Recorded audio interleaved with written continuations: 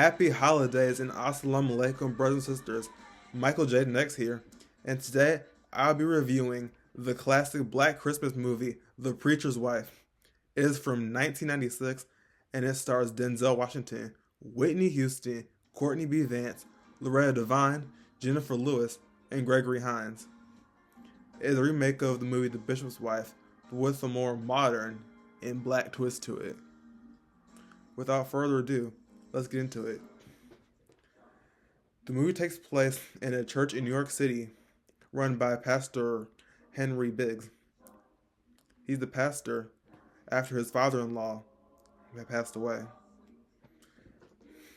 Now, the namesake of the movie, The Preacher's Wife, is his wife Julia Biggs, the daughter of former Reverend, who since passed, and her mother, Margueritte Coleman. They have a 5-year-old son named Jeremiah, and he has a best friend named Hakim, who lives with his grandmother, but she can't take care of him anymore, so the state had to put him in a foster home far from where they live, so they wouldn't see each other anymore. Now, at the beginning of the movie in church, so the movie is narrated by little Jeremiah, and when he came to Julia, he said, "That's my mom. God blessed her with the gift of song." Yeah, yeah, he sure did. Got that right. And that's my grandma. Everyone says she needs a man. Damn. How long ago did your granddaddy die? I also talked about how his dad took over for his granddad, so I talked that too. Now, back to Hakim. So, Marguerite was talking about, well, it was bad enough his mama left him, but what's his grandmother? Y'all know Bessie Adams can't take care of no 5-year-old. Like, oh, well, she won't have too much longer because they've taken him. Really? Yeah. And Jeremiah and Hakim are best friends, so it is heartbreaking for when Hakim has to leave. I remember, I just got done watching this movie literally before making this video. And I hate that scene when he has to leave. It is just sad. And these are kids, so it's probably going to be harder on kids because they would have a hard time keeping in contact. I mean, if it was grown folks, then it wouldn't be a problem because you can still call, text. I mean, not texting in this time. This is from 96. But yeah, it's different in this situation. Now, the problem with the church, St. Matthew's Church, is that the boiler underneath is no longer working. And literally in the middle of Julia doing choir rehearsal, the boiler starts rumbling and malfunctions, and it sends everybody out that church. Now, they have to pay for the new boiler, but when Reverend Henry has to go to a meeting about it, there's people talking about wanting to buy the church and rebuild it and stuff. And Julie hates the idea because that was her father's church and he passed away. So now Henry has to take over for him. But look what he's doing, because that's not something her dad would have wanted. A side plot is when teenager Billy Eldridge is returning a video rental, the store across the street gets robbed, and it's mistaken identity because the people robbing the store just so happen to be dressed exactly like him. So when he gets spotted, he gets arrested, even though he didn't do anything wrong. And it doesn't help that he has priors. Like, he had a prior offense before this. Oh my gosh. Come on, why can't we just stick to the no priors cliche? It's cliche, but at least we know he's not going to get in trouble for it. If they can, because now they will have to work extra hard to prove he's innocent. Because the justice system is going to look right at that previous offense and be like, yeah, he would do something like this. Throw the book at him.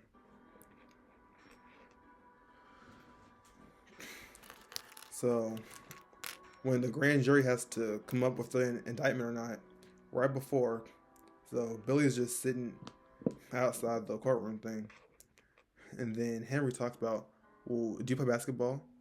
Yes. And don't you hope that the ball goes through the hoop? Yes. Well, that's kind of what prayer is. And they pray about it. Henry gives a good old-fashioned sermon in the courtroom. And it works because Billy gets off. Thank you, Jesus. Now, while all this behind the scenes church stuff is going on, like selling the church all over like the boiler and stuff, they're hosting a Christmas play. So Jeremiah was originally going to play a sheep, and then when the kid playing the shepherd had called in sick, Jeremiah gets promoted to shepherd. And it's a good thing because someone very important, very special is going to be sitting in the audience waiting for him. I mean, listening to whatever he has to say. And who's that? None other than Hakim. Yep, Henry and Julia had worked it out with child welfare, so he could just stay with them until New Year's. Then after that, they'll have to see. So they have the play. Jeremiah and the kids do the play, but things don't go according to plan when the little girl playing Mary bails because I guess the doll they're using for baby Jesus can somehow wet itself and wets itself all over her. So then Julia goes in and, like Whitney does, she sings her thing. She sings it and she kills it.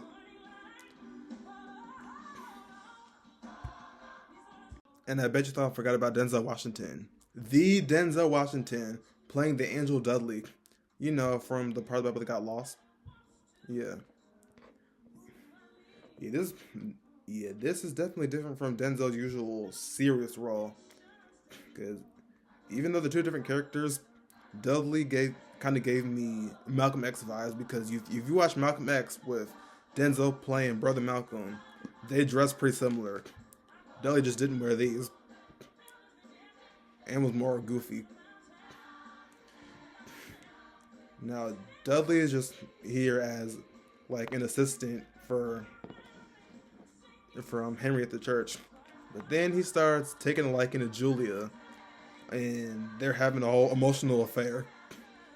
But the whole time, Dudley is just there to make the marriage easier because Henry's not that present as a husband, and Julia's not happy about this. So Dudley has to go put that back on track. Now, when I first watched the movie, the first time I watched it was back in September, I believe, and I didn't know it was a Christmas movie. All I knew is that it was called The Preacher's Wife, that Denzel, Whitney, and Courtney were in it, and I was assuming Whitney was going to be the wife, and either Courtney or Denzel was going to be the husband. I didn't know anything but that. So when I watched it, I was like, oh, this is a Christmas movie? I need to rewatch this for Christmas. And it became one of my favorite Christmas movies. My favorite black Christmas movie. But I knew how to rewatch it for Christmas time. And I could do my review on it. So here. Now, when I watched it, first I was thinking Dudley was going to be like an invisible entity where maybe only Jeremiah could interact with him. Because that's how they were showing it at first, with him just coming out of nowhere. Like a real life snowman, because he just falls out the sky into the snow, and they call him a real life snowman, Jeremiah and Hakim. But then when I see him interacting with other people, I'm like, oh, I guess I was wrong. But the thing is, Dudley was just there to put this family back on track, and when he was done, he was gonna erase everybody's memory, except Jeremiah's, I guess. Because at the end, when Jeremiah asked his mom, oh, Mom, did you get a present for Dudley? She's like, who's Dudley? I was like, I knew it. I knew that was going to happen. Cause I was thinking that it was just going to be between Dudley and Jeremiah until I saw Dudley talking with Henry and Julia and Beverly's secretary and all them. But then I rewatched it and it was talking about how, he was just going to erase everybody's memory after he was done. Well, everybody except Jeremiah because he was the only one that still remember him. Remember when I said I hated the part of when Hakim had to leave? Well, you can imagine that my favorite part would be towards the end when Hakim came to live with them. Now, Julia said, just until New Year's and we'll see. Well, Jeremiah's revelation said it. Hakim came to live with them for good. Thank God. Thank God. I didn't want them to have to go through that foster care thing again. Because, Jeremiah and Hakim are best friends and their kids. It was very hurtful to have to separate. So now that living under the same roof is good. Especially because beginning of the movie, Jeremiah said he wanted a brother for Christmas. And the parents were like, well, Santa doesn't make those deliveries. I mean, now he did get it. So it works out.